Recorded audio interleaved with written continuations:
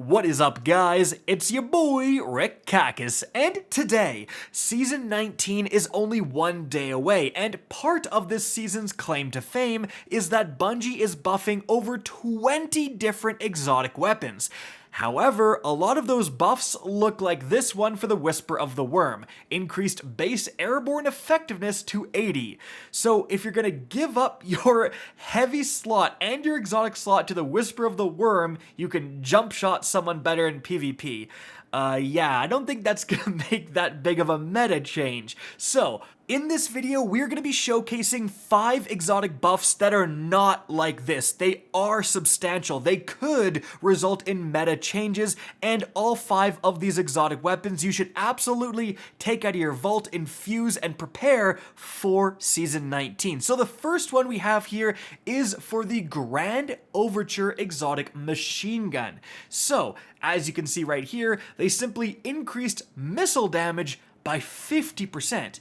Anytime you see a number like this, 50% damage increase, you have to pay attention because that is a significant increase. And utilizing the Grand Overture, you're gonna see right away that, wait a minute, these missiles can already schlap. Like, they already do quite a bit of damage. So adding another 50% on top of that could really make a big difference. Not to mention that pretty recently, like within the past few seasons, machine guns have been the recipients of a lot of different damage buffs. Like, they're doing 40% more damage against all enemies except for bosses, and then 20% more against bosses specifically, and the Grand Overture was affected by those buffs. Like, they're just not quite meta enough. Some of them have started to see a lot of play. Certainly last season, the Thunderlord really started to see a lot of play, especially with intrinsic anti-champion rounds and all of that stuff. So really, they're on the precipice of being quite good, and a 50% damage boost to those missiles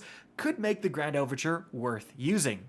Moving on from there, the next one I have here is another very simplistic buff. It is to the Prospector exotic grenade launcher, an OG vanilla Destiny 2 weapon. What they're doing here is they've added chain reaction to the intrinsic perk. So again, it doesn't sound that flashy, but adding an entirely new additional perk is a big deal. It'd be like saying, hey guys, all the dead man's tails now get kill clip. Right? Everyone would be like, whoa, wait a second, right? So the Prospector getting chain reaction, its problem has always been that it has a relatively small blast radius. If you get the catalyst, it improves that, but also the grenades don't explode on impact. They actually stick to the ground, which in a lot of cases isn't what you want. So chain reaction has already proven itself to be a very, very good perk on grenade launchers. Think about the Forbearance from the Vow of the Disciple raid. That thing's God roll has chain reaction. The Salvager Salvo, another grenade launcher with chain reaction. So adding it here could make a big difference. Not to mention, in Season 19, grenade launchers I think are going to be a huge part of the meta. Bungie came out and said that there's going to be unstoppable grenade launcher rounds, which obviously is a big deal, and they're going to remake the Breach and Clear mod to align with Void 3.0. Breach and Clear in the past made grenade launchers cause a weaken effect when they hit enemies, which is insanely powerful. So definitely keep an eye on the Prospector. Moving on from there, guys, the next buff here is actually to the Coldheart exotic trace rifle. So this is similar to machine guns in that Bungie has been buffing trace rifles like again and again, season after season, to get them good. So the Coldheart now is significantly more powerful than it was a few seasons ago. Like, if you haven't used it in a while, if you use it now, you're gonna be like, oh my gosh, this thing actually hits pretty hard.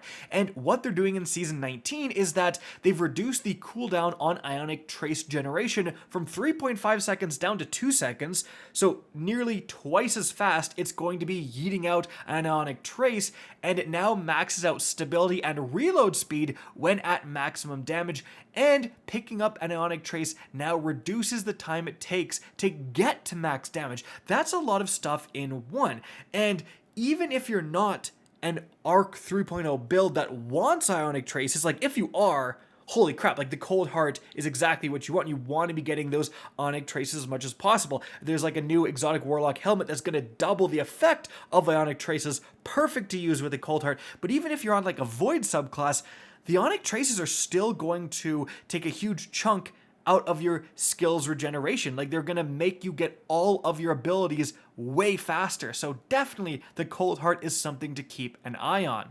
Moving on from there, the next one we have here is for the Forerunner Exotic Special Sidearm. So some of you may be going, wait a minute, didn't this get a nerf? And it did. Its damage was nerfed slightly for PvP. However, on the PvE side of things, it's just got buff after buff after buff. I mean, look at this. They're going to increase the crit damage by 30% and the rocks damage by 60% in PvE. Reduced ammo cost to activate the rock from 6 to 4, and then increase the damage on the outer edge of the rock's damage radius from 0% to 20%. So essentially, it's just going to do 30% more damage for getting precision shots in PvE. That's pretty significant. But you also have these massive, like a 60% damage buff to the rock, which is the grenade you can get. So if you have the Catalyst, after getting a kill, you can hold reload, and then it's going to load like a special grenade into your ability slot, and that is now going to be doing way more, 60% more damage than normal. And it's becoming more ammo efficient to activate. So all of these things put together could really make the Forbearance actually worth utilizing. I mean, even just using it in the background gameplay, I was kind of like, oh dang, like that's a one-shot against that guy? Like this thing actually puts out a pretty reasonable amount of damage for what it is, for how ammo efficient this special weapon is. And now you're massively increasing all of that next season. However, it is time to move on from there, and my last pick, I put last because it's a little speculative, but it's actually going to be the Xenophage Exotic Machine Gun. So, here's what's happening.